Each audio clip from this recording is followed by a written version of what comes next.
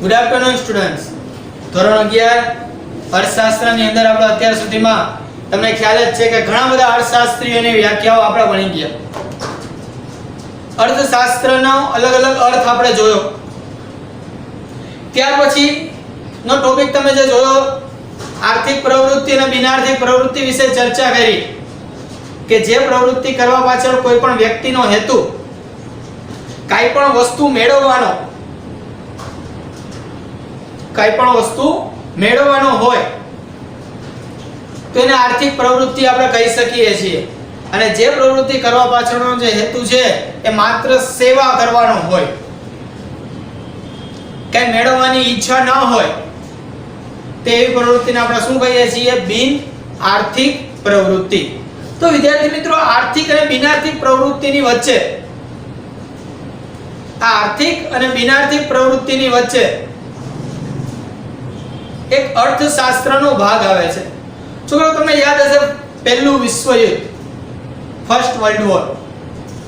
છોકરાઓ, પહેલું વિશ્વયુદ્ધ થયું. આ વિશ્વયુદ્ધમાં ઘણી બધી જાનહાનિ થઈ. છોકરાઓ, આ યાદ છે કે પહેલું વિશ્વયુદ્ધ કોને કારણે થયું? તો ઘણું તમારે તે વિચાર કરો, શું કામ થયું હતું? તો છોકરાઓ, એ સમયે જે લોકોના વિચારો હતા ને, એ એક ભાષામાં જોઈએ ને તો સ્વાર્થી વિચારો હતા. દરેક દેશ પોતાનું વિચારતો હતો, બીજાનું નહીં. એટલે અંગ્રેજો આપણા ઉપર શાસન કરતા હતા, એ અંગ્રેજો પોતાનું વિચારતા હતા, ઇંગ્લેન્ડનું વિચારતા હતા, ભારતનું નહોતા વિચારતા. આ એક એક્ઝામ્પલ છે. એટલે આપણે ગુલામ હતા. કારણ કે છોકરો, એ સમયે જે અર્થશાસ્ત્ર હતું ને વિદ્યાર્થી મિત્રો, એ એકમલક્ષી અર્થશાસ્ત્ર હતું. કેવું હતું? એકમલક્ષી અર્થશાસ્ત્ર. Mind it my word. કેવું અર્થશાસ્ત્ર હતું? એકમલક્ષી અર્થશાસ્ત્ર, જેને માઇક્રો ઇકોનોમી કહેવામાં આવે છે. માઇક્રોનો મતલબ તમે સમજી શકો છો, ઝીણામાં ઝીણી એક એક વસ્તુઓનું ધ્યાન રાખવું. તો એકમલક્ષી અર્થશાસ્ત્ર હતું છોકરા એ સમય, કે જે અર્થશાસ્ત્રમાં અર્થતંત્રની અંદર દરેકે દરેક એકમનો અભ્યાસ થાય, એક સિંગલ એકમનો અભ્યાસ કરવામાં આવે, એને કહેવામાં આવતું એકમલક્ષી અર્થશાસ્ત્ર. એટલે જ એ વિચારોને લીધે જ એવું કહેવાય છે કે વર્લ્ડ વોર થવાના રીઝન હતા.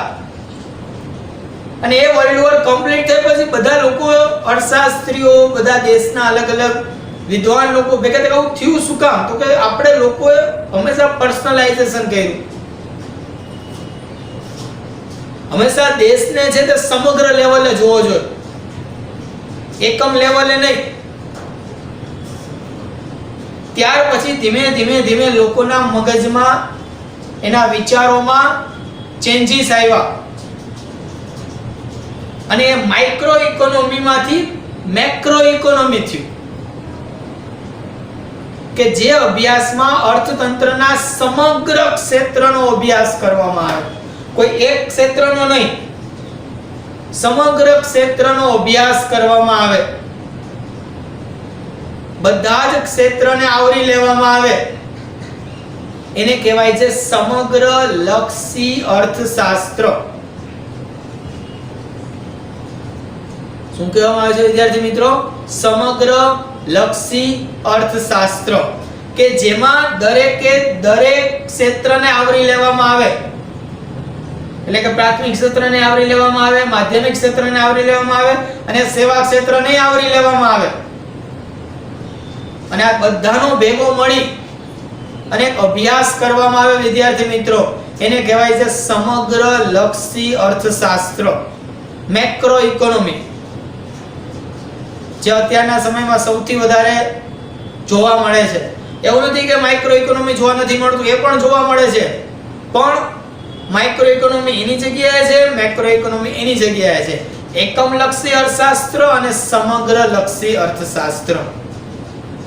તો વિદ્યાર્થી મિત્રો આપણા ટોપિકની અંદર એકમલક્ષી અર્થશાસ્ત્ર એના અમુક એક્ઝામ્પલ જોવાના છે, સમગ્રલક્ષી અર્થશાસ્ત્ર એના અમુક એક્ઝામ્પલ આપણે જોવાના છે. અને ખાસ એ જોવાનું છે કે એકમલક્ષી અર્થશાસ્ત્ર કોને કહેવાય અને સમગ્રલક્ષી અર્થશાસ્ત્ર છે તે કોને કહેવાય. રેડી? ટેક્સ્ટ બુકમાં પણ તમને આપેલું જ છે પેજ નંબર 4 ઉપર એકમલક્ષી અર્થશાસ્ત્ર અને સમગ્રલક્ષી અર્થશાસ્ત્ર. આ બે પોતાની રીતે પણ પૂછાઈ શકે. એકમલક્ષી અર્થશાસ્ત્ર તમને 2 માર્ક્સ અથવા 1 માર્ક્સ ની અંદર પૂછી શકે. સમગ્રલક્ષી અર્થશાસ્ત્ર 2 માર્ક્સ અને 1 માર્ક્સ ની અંદર પૂછી શકે. એકમલક્ષી અને સમગ્રલક્ષીનો તફાવત તમને પૂછી શકે અને બે સાથે પણ તમને પૂછી શકે છે. રેડી? તો અર્થતંત્રમાં માંગ જે છે, તો માંગ અને પુરવઠોના બધા વર્ડ્સ આપણે હવે ભણવાના આવશે. માંગ અને પુરવઠો આ બધા વર્ડ્સ છે તે આપણે ભણવાના આવશે. તો ખાસ ધ્યાન રાખો એકમલક્ષી અને સમગ્રલક્ષીમાં આપણે જે જોવાનું છે કે અર્થતંત્રમાં છે તે માંગના અભ્યાસમાં માંગનો એક અભ્યાસ કરવામાં આવે છે કે બજારમાં કોઈ વસ્તુ છે તેની કેટલી માંગ છે. જેમ કે વેકેશન છે તો ચોપડાઓની માંગ હોય, સ્કૂલ ડ્રેસની માંગ હોય, તો માંગના અભ્યાસમાં વિશ્લેષણનું એકમ ગ્રાહક છે. ગ્રાહક જે છે એ વસ્તુ લેવા માટે બજારમાં જાય છે. અને પુરવઠો શું છે? તો કે પુરવઠાના અભ્યાસમાં પેઢી એ શું છે? તો કે વિશ્લેષણનું એક એકમ છે. કે તમે કોઈ પેઢી એટલે કે કોઈ દુકાનમાંથી જ વસ્તુ લેવાના છો. તમે ક્યાંથી વસ્તુ લેશો? કોઈ પેઢી એટલે કોઈ દુકાનમાંથી વસ્તુ લેશો તો એ પેઢી એકમનું શું છે? વિશ્લેષણનું એક એકમ છે. અને વપરાશનો એક એકમ છે. એટલે એક જ છે વસ્તુ કે સેવા છે. કઈ વસ્તુ તમને વેચે છે અથવા તો તમને સેવા આપે છે. અને શ્રમ એટલે શું? તો કે આપણે જે કામ કરવા જાય છીએ તે શ્રમ કહેવાય, મજૂરી. તો શ્રમ બજારમાં શ્રમ એક એકમ જ છે. કે આપણે જોયું તો તમે યાદ હશે ઉત્પાદનના 4 સાધનો, જમીન, મૂડી, શ્રમ, નિયોજક. એમાં શ્રમ કે જે આપણે કામ કરીએ છીએ તે. તો શ્રમ બજારમાં શ્રમ શું છે? એક એકમ જ છે. જ્યાં આ એકમના વર્તનનો શું થાય છે? અભ્યાસ થાય છે. કેવું શ્રમ કર્યું, કેટલું શ્રમ કર્યું, કેટલું કામ કર્યું એનો શું થાય છે? અભ્યાસ થાય છે. અને એ જે અભ્યાસ થાય છે ત્યાં સીમાંતની ગણતરી થાય છે કે તમારી કેપેસિટી હતી એના કરતાં તમે વધારે કેટલો શ્રમ કર્યો.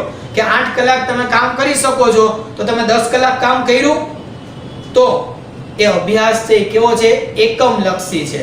જે તે એકમ પૂરતો જ અભ્યાસ થાય છે. કેવો છે? એકમલક્ષી અભ્યાસ છે. આ અભ્યાસમાં કેન્દ્ર બિંદુ શું હોય છે? એકમ. એટલે કે કારખાનું, કંપની, કોઈ દુકાન, કોઈ પેઢી, એ કેન્દ્ર બિંદુ શું હોય છે? એકમ હોય છે. જ્યારે સમગ્રલક્ષીમાં શું હોય? સમગ્રલક્ષીમાં આ સમગ્રલક્ષી આખા અભ્યાસમાં સમષ્ટિનો અભ્યાસ થાય છે. એટલે કે કોઈ એક શ્રમિક નહીં પણ કુલ રોજગારી, કોઈ એક શ્રમિક નહીં પણ કુલ રોજગારી, કુલ રાષ્ટ્રીય આવક, દેશની વસ્તી, આ બધાનો અભ્યાસ છે તે કેમાં થાય છે? સમગ્રલક્ષીમાં કરવામાં આવે છે. તો તમે વિદ્યાર્થી મિત્રો જોઈ શકો છો કે સમગ્રલક્ષીમાં બધા શ્રમિકો આવી જાય. દેશની આવક કોઈ એક વ્યક્તિની, બધા વ્યક્તિની આવક તો સમગ્રલક્ષી. કોઈ એક વ્યક્તિની આવક તો એકમલક્ષી. કોઈ એક વ્યક્તિની આવક તો એકમલક્ષી. અને દેશના દરેક વ્યક્તિની આવક તો સમગ્રલક્ષી. કોઈ એક પેઢી, કોઈ એક એકમ તો એકમલક્ષી. બધી પેઢી, બધા એકમ શું કહેવાય? સમગ્રલક્ષી. ઓકે? તો તમે જો તમારા એક કુટુંબની વાત થાય વિદ્યાર્થી મિત્રો તો એકમલક્ષી. તમારા એક કુટુંબની વાત થાય તો શું આવે? એકમલક્ષી. પણ બધા કુટુંબ સમગ્રલક્ષી. આવી જ રીતે કોઈ એક પેઢીની વાત કરીએ તો એકમલક્ષી. કે કરિયાણાનો વેપારી, એક જ પેઢી, કરિયાણાનો વેપારી શું કહેવાય? તો કે એકમલક્ષી. પણ બધા કરિયાણાના વેપારી સમગ્રલક્ષી. રેડી? બધા કરિયાણાના વેપારી તો શું કહેવાય છે વિદ્યાર્થી મિત્રો? સમગ્રલક્ષી. તો સમજાવું તમને એકમલક્ષી અને સમગ્રલક્ષીનો અર્થ કે એક એકમ ઓલામાં બધા એકમ. તો એકમલક્ષીમાં સામાન્ય રીતે આ વસ્તુ જોવા મળે છે. રેડી? તો આ જ વસ્તુને આપણે નેક્સ્ટમાં આગળ વધારીએ તો સામાન્ય રીતે કોઈ વસ્તુની જે કિંમત છે,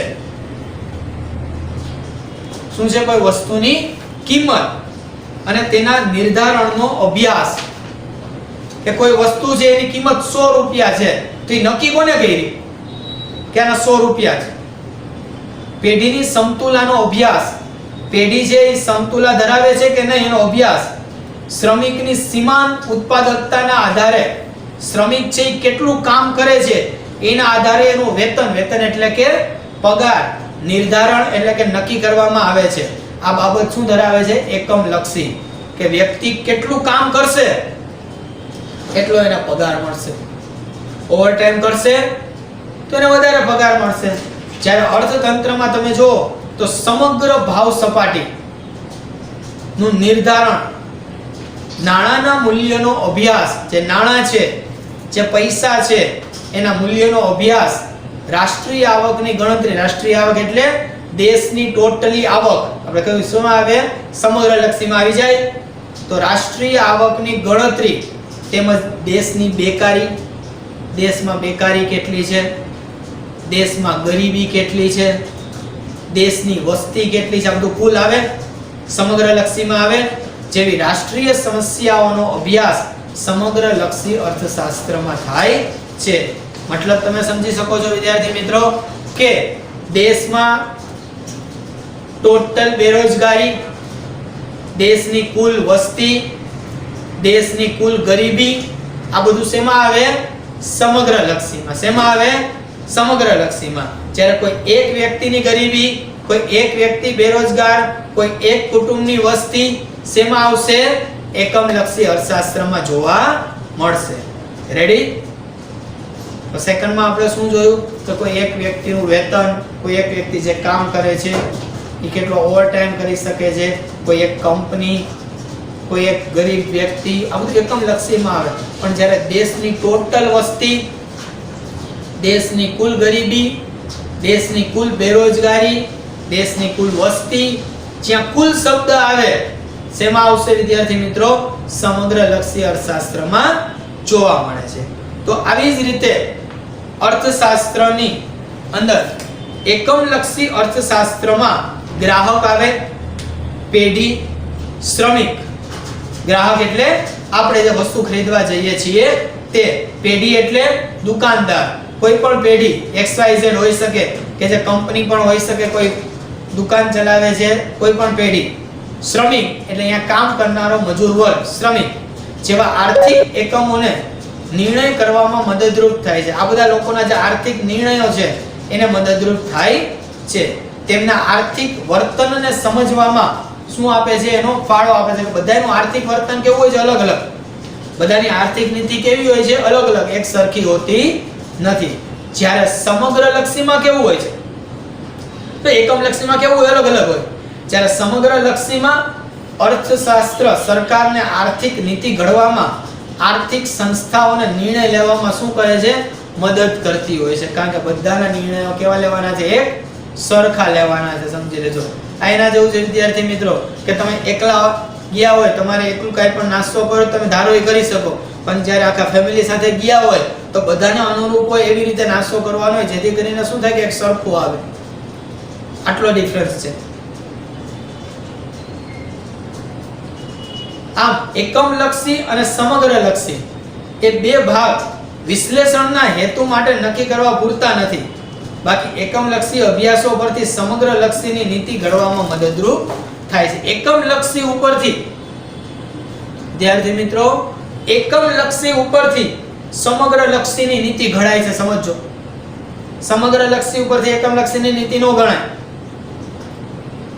તો ખાસ ધ્યાનમાં રાખજો કે એકમલક્ષીમાં સિંગલ વસ્તુ થાય, સમગ્રલક્ષીમાં બધા કુલ ટોટલ આવા વર્ડ્સનો ઉપયોગ કરવામાં આવે છે.